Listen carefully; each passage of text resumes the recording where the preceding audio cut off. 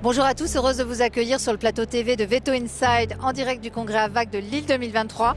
J'ai le plaisir d'accueillir pour ILS mon confrère, le docteur David Sayac. Bonjour David. Bonjour Valérie. Tu es vétérinaire spécialiste en oncologie et nous allons parler justement des recommandations nutritionnelles pour nos animaux cancéreux. Alors David, je voudrais d'abord revenir sur une idée reçue concernant le régime cétogène.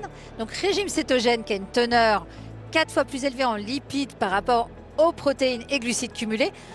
On avait tendance à dire que c'était recommandé pour nos animaux cancéreux et ce n'est plus le cas. Pourquoi ?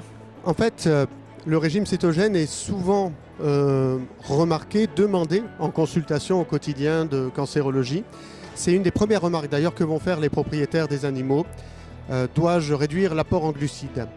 En pratique, en vrai, ce régime cétogène n'a jamais été formellement recommandé. Il n'existe à ce jour aucune preuve scientifique valable justifiant la recommandation d'une carence en glucides chez les animaux atteints de cancer. En médecine humaine, en fait, ce régime cétogène est recommandé que dans des cas très particuliers. Certains cancers, notamment du cerveau, certains cancers des reins. Des études sont actuellement en cours, notamment à Gustave Roussy à Paris. Mais il n'existe pas de recommandation formelle en ce sens.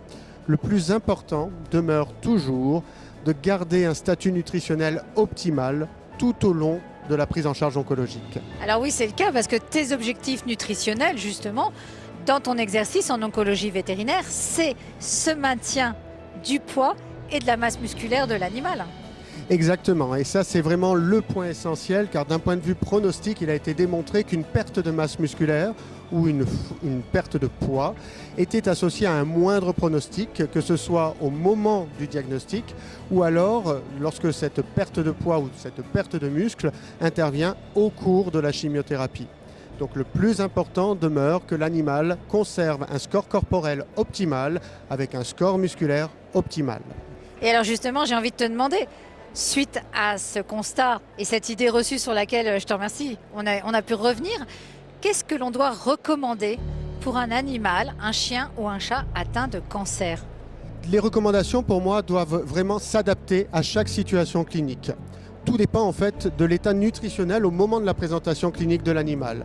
Si l'animal a un état nutritionnel optimal, il n'est pas nécessaire de faire des ajustements particuliers. En revanche, si l'animal présente un état de malnutrition légère à modérée, ce qui est la majorité des cas, car on estime quand même que jusqu'à 70% des chiens atteints de cancer vont avoir une perte de poids au moment du diagnostic ou une perte d'appétit, alors il faut faire des ajustements nutritionnels à ce moment-là.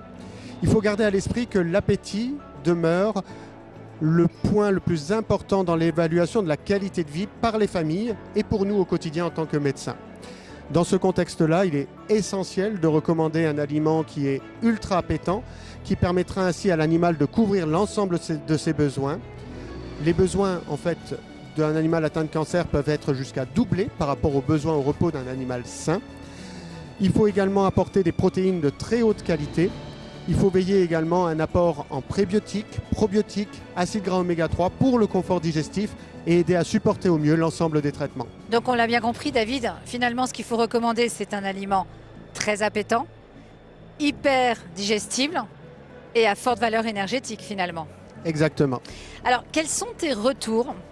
Parce que tu as eu des expériences et tu as pu utiliser sur tes patients le nouvel aliment Ilson Care, la destination justement des chiens et chats atteints de cancer.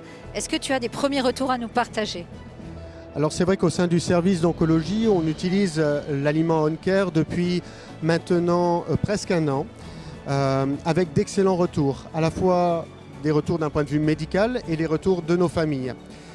Ce qui est important en fait, c'est qu'en tant qu'aliment extrêmement appétant, on peut obtenir un retour de l'appétit très rapide et ça c'est un point essentiel dans l'évaluation de la qualité de vie.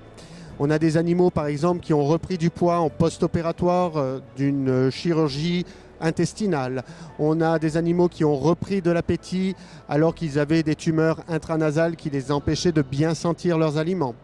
On a des animaux tout simplement qui ont perdu de la masse musculaire en cours de chimiothérapie, du fait d'une part de la corticothérapie, qui fait partie intégrante notamment des chimiothérapies de lymphome, ou d'autres traitements en cours. On a des animaux qui présentaient des troubles digestifs, diarrhée notamment, qui ont retrouvé un confort digestif grâce à l'ensemble de ces aliments-là. Donc que ce soit la gamme sèche ou la gamme humide, on est pour le moment extrêmement satisfait de cette utilisation au quotidien et on le recommande d'ailleurs systématiquement chez nos patients hospitalisés pour chimiothérapie afin de limiter au maximum l'inconfort lié à l'ensemble des traitements. Merci beaucoup David et merci justement d'avoir partagé déjà ton expérience sur l'aliment Ilson Care, également les recommandations nutritionnelles parce que si je peux me permettre ce mot de la fin, finalement on a un meilleur facteur pronostic quand on a ce maintien du poids chez un animal atteint de cancer. Et est-ce que je peux me permettre de dire, en particulier chez des animaux, chiens ou chats atteints de lymphome? Oui, particulièrement dans les lymphomes en effet, puisque c'est là où les études sont les plus consolidées. Et puis au-delà même du pronostic, c'est surtout tout simplement un gage de bonne qualité de vie que d'avoir un score corporel dans les normes. Merci beaucoup David, en tout cas pour ton partage d'expérience. Merci Valérie. Si en tout cas vous avez la moindre question pour les recommandations nutritionnelles pour un animal atteint de cancer, eh bien contactez votre délégué ILS. Surtout n'hésitez pas et puis il vous communiquera plus d'informations sur le sujet. À bientôt.